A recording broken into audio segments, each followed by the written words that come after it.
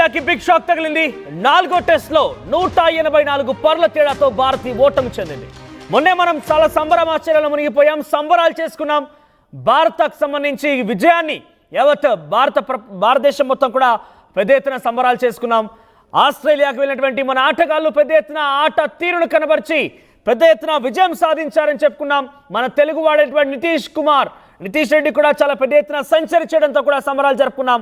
కానీ అంతలోనే ఆ సంబరాలు కాస్త మరోసారి ఆవేదనగా మారాయి, సంబరాలు కాస్త మరోసారి ఆందోళనగా మారాయి.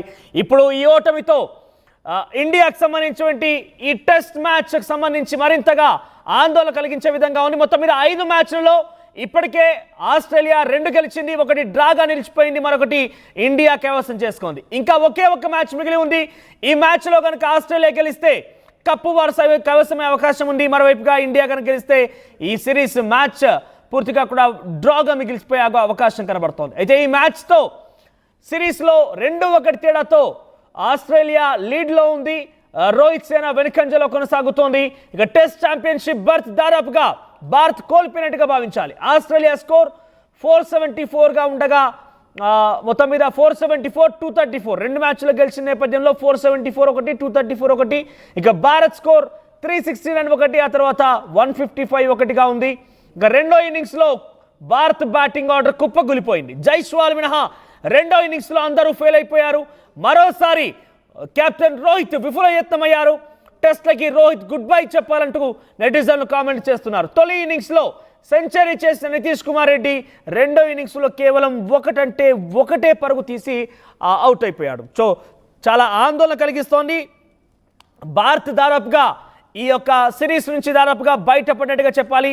కప్ ఆస్ట్రేలియా కైవసమైనట్టుగానే భావించాలి. కేవలం ఒకటే మ్యాచ్ మిగిలిపోయింది. ఒక మ్యాచ్లో కనుక ఇండియా గెలిస్తే అది డ్రాగా ముగిసే అవకాశం ఉంది. లేదనంటే ఇక ఆస్ట్రేలియా కప్పుకి కేవలం ఒకటే అంచులో ఆస్ట్రేలియా ఉంది. కానీ కొంత ఇప్పుడున్నటువంటి మ్యాచ్లకు సంబంధించి ఇంకో మ్యాచ్ కనుక గెలిస్తే భారత్కి కేవలం డ్రాగా ముగిసే అవకాశం ఉంది. ఇది ఆస్ట్రేలియాకి ఒక మంచి గొప్ప అవకాశంగా చెప్పొచ్చు. టెస్ట్ ఛాంపియన్షిప్ బర్త్ దాదాపుగా భారత్ కోల్పోయిందని చెప్పాలి. ఇక రోహిత్ సేనకు సంబంధించి రోహిత్ ఇండివిజువల్ ఆటగా ఎట్టి పరిస్థితుల్లో కూడా మంచి ప్రదర్శన లేని కారణంగా నెటిజన్స్ మొత్తం కూడా రిటైర్డ్ అయ్యి వెళ్ళిపోలేదంటే టెస్ట్ మ్యాచ్ల నుంచి రోహిత్ ముగింపు పలకాల్సిందంటే కూడా చాలా మంది చెప్తూ ఉన్నారు. రెండో ఇన్నింగ్స్లో భారత్ బ్యాటింగ్ ఆర్డర్ పూర్తిగా కుప్పకూలిపోయింది. జైస్వాల్ మినహా ఎవరు కూడా ఆట ప్రదర్శన కనబరచలేకపోయారు. ముఖ్యంగా నితీష్ పర్ఫార్మెన్స్ చూసినటువంటి వారంతా కూడా 2 రోజుల నుంచి కూడా నితీష్ కుమార్ రెడ్డి పైన పెద్ద ఎత్తున సోషల్ మీడియాలో ప్రశంసలు వస్తున్నాయి. ఆయన ఎవరు ఏంటి అనే విషయం పైన చాలామంది సెర్చ్ చేస్తున్నారు. నితీష్ కుమార్ ఆటతో ముఖ్యంగా తెలుగు రాష్ట్రాల్లో సంబరాలు ఆకాశాన్ని అంటాయి, అంబరాన్ని అంటాయి, పెద్ద ఎత్తున సంబరాలు జరుపుకున్నాం. ఎక్కడ చూసినా నితీష్ కుమార్ రెడ్డి పేరు మారుమోగిపోయింది. కానీ ఈరోజు ఇన్నింగ్స్లో కేవలం నితీష్ కుమార్ ఒకటే పరుగు తీసి పెవిలియన్ వైపుగా వచ్చేశారు. సో ఇది ఒక తీరని ఓటమని చెప్పొచ్చు. ఒక ఓపెనర్ జైస్వాల్ మాత్రమే 84 పరుగులు చేశాడు. మిగతా పంత్ 30 పరుగులు చేశారంటే మొత్తం మీద 155 పరుగుల్లో వీళ్ళే సుమారుగా సెంచరీకి పైగా స్కోర్ చేశారు. మిగిలిన వాళ్ళంతా కలిపి కేవలం 40 రన్లకే పరిమితమయ్యారు, ఆల్అవుట్గా నిలిచారు. 340 పరుగుల లక్ష్య ఛేదనలో టీమిండియా కేవలం 155 పరుగులకి ఆల్అవుట్ అయిపోయింది. దీంతో 5వ టెస్ట్లో బార్డర్ గవాస్కర్ ట్రోఫీలో ఆస్ట్రేలియా 2-1 ఆధిక్యంలో దూసుకెళ్లింది.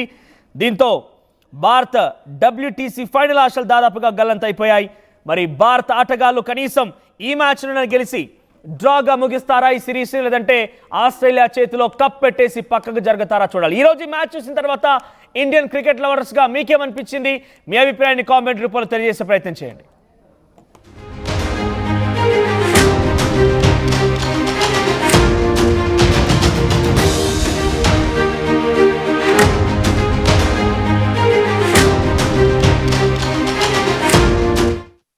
RTV యాప్ వార్తల్ని క్షణాల్లో చదివే అవకాశం ఉంటుంది. ఒక న్యూస్ పేపర్, ఒక టెలివిజన్ ఛానల్ మీ చేతుల్లో ఎప్పుడూ ఉంటాయి.